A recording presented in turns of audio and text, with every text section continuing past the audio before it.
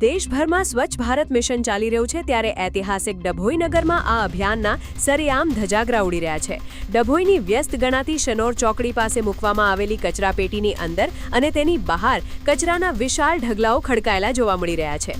શિનોર ચોકડી રાજપીપળા, યાત્રાધામ ચાણોદ, કરનાળી અને પોઈચા જવા માટેનો મુખ્ય માર્ગ છે। અહીંથી રોજના હજારો મુસાફરો પસાર થાય છે અને વાહનોની રાહ જોવા ઊભા રહે છે, પરંતુ કચરાના કારણે ફેલાતી અસહ્ય દુર્ગંધથી અહીં ઊભા રહેવું પણ મુશ્કેલ બન્યું છે, જેનાથી રોગચાળો ફેલાવાની દહેશત છે।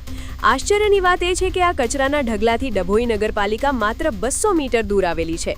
નગરપાલિકાના પ્રમુખ અને કર્મચારીઓ રોજ અહીંથી પસાર થતા છતાં તંત્ર ઘોર નિંદ્રામાં છે, જે દીવા તળે અંધારા સમાન છે। સ્થાનિકોમાં સવાલ ઉઠી રહ્યો છે કે શું નગરપાલિકા કોઈ મોટા રોગચાળાની રાહ જોઈ રહી છે?